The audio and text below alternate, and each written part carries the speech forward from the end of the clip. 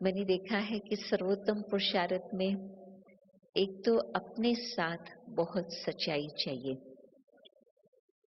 जब हम ज्ञान मार्ग में आते हैं, हमको खुद की पहचान नहीं होती और ये हम नहीं कहते हैं कि बस आत्मा ज्योति स्वरूप है, बस मैं बिंदु हूँ, उसमें सब कुछ आ गया।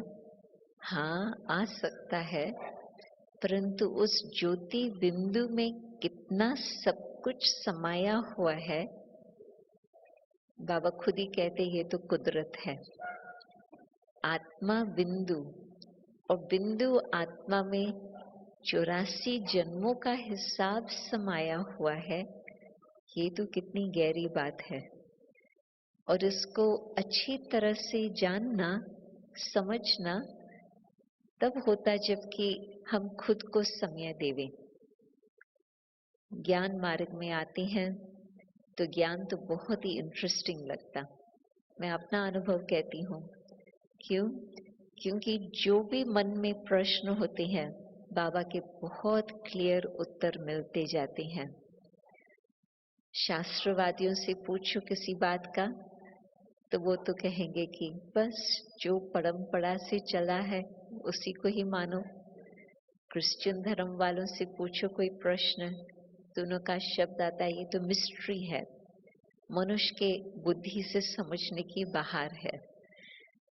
आत्मा के लिए ये बाइबल में शब्द लिखे हुए हैं कि मनुष्य की बुद्धि आत्मा को समझ नहीं सकती। तो सही बात है, द्वापर में तो वही बात थी, परंतु जब भगवान आकर हमें बताते हैं हर प्रकार से आत्मा क्या है, आत्मा के अंदर क्या है, तो फिर तो हम कहेंगे हाँ हम समझ गए। परंतु फिर भी खुद को जानना,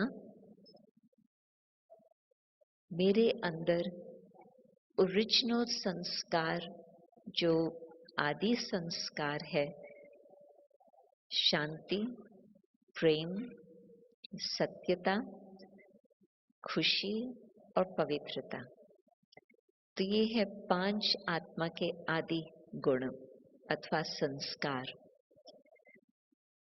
और जैसे हम उनसे दूर होते गए, मन में क्या असर हुआ, शब्दों में क्या असर हुआ, चक्कर को देखते चलो। सतो प्रधानता से हम सतो तक पहुंचे और फिर तो रजो प्रधान बन गए, मिक्सचर शुरू हो गई। और फिर तब से हम नहीं चाहते थे कि कोई मेरे मन के संकल्प को देख सके। कलयुग में तो बिल्कुल कचरे का संकल्प, परंतु द्वापर में भी दुविधा, कभी अच्छा कभी इतना अच्छा नहीं, मिक्सचर चलता रहा। और हम अपने वो आदि संस्कारों को भूल कितना उसके ऊपर और मैल चढ़ता गया, चढ़ता गया, चढ़ता गया। तो कितना हमारे ऊपर मैल है, ये भी कई बार हम अच्छी तरह से नहीं समझ पाते हैं। कभी कभी बाबा कहते हैं कि स्वप्न भी ऐसे हो जिसमें कोई प्रकार की अशुद्धि न हो।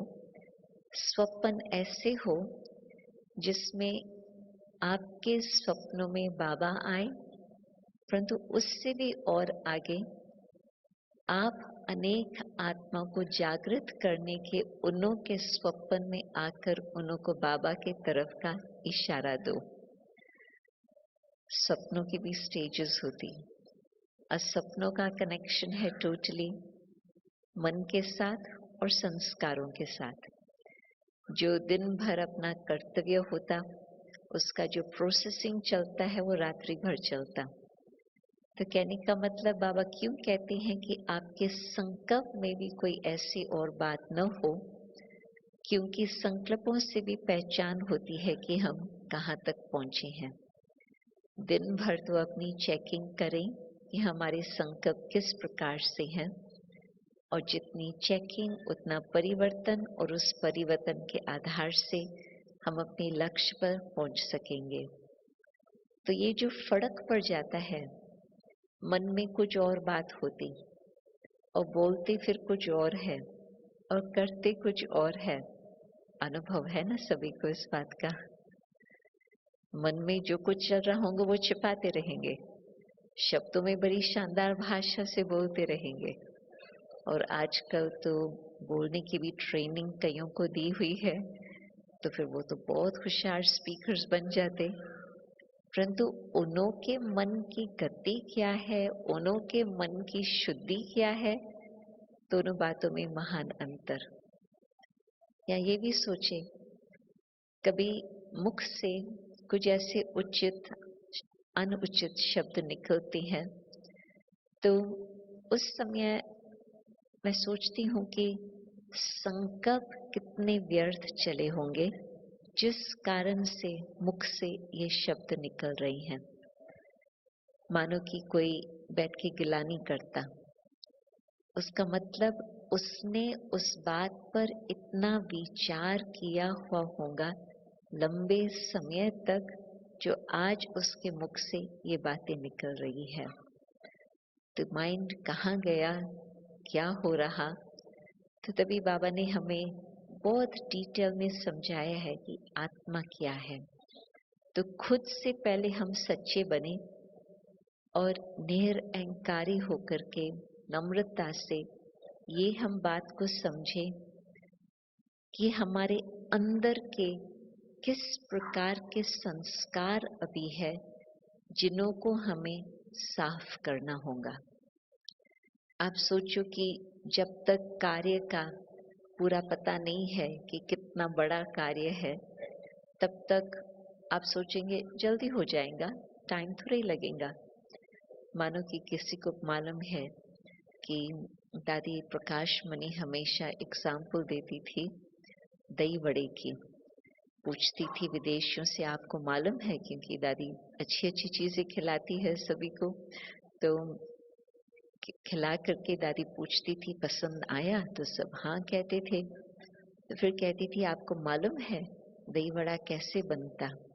पहले दाल ली जाती है, उसको सोख किया जाता है, कुछ घंटों तक वो चले, फिर उसको ग्राइंड किया जाता है, फिर उसका गोला बनाया जाता है, फिर उसको तला जाता है, फिर उसको पानी में डुबोते हैं और फिर उसको दही में डालते हैं।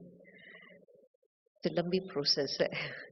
तो उनको मालूम नहीं होता था, तो मैं क्यों ये बात कह रही हूँ, कहाँ पहुंचना है, दही वड़ा खाना है तो इतने घंटे देने होंगे बनाने के लिए। आप कहो कि बस मुझे दही वड़ा खाना है और अभी तुरंत तैयार आपके हाथ में मिल जाए, वो तो आजकल तो पैकेट्स मिल जाते हैं, परंतु नॉर्मल हिसाब से कुछ और ही था। इसी तरह से हम कहते हैं हाँ हमको लक्ष्मी नारायण बनना है, हमको सतो प्रधान बनना है, शब्दों में तो बहुत सहज कह दिया, परंतु उसके पीछे हमें काम कितना करना है वो तब पता चले जबकि हम बहुत अंदर अपनी गहराई से अपनी जांच करें।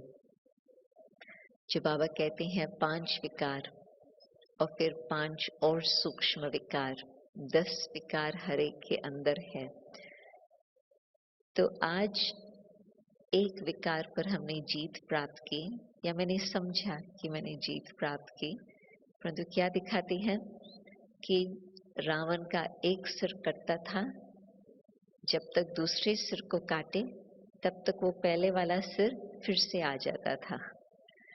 तो हम क्रोध को जीतने का पुरुषार्थ करते हैं और फिर देखते हैं कि मोह तो अभी तक गया नहीं है, मोह पर ध्यान देते हैं तो पता चलता है कि अहंकार तो अभी तक बैठा हुआ है।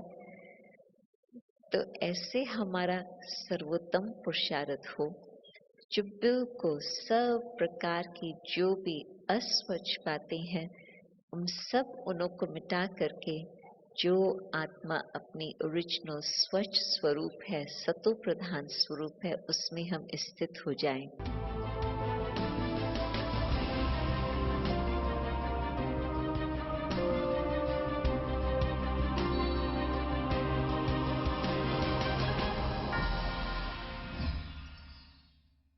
जो पहली बार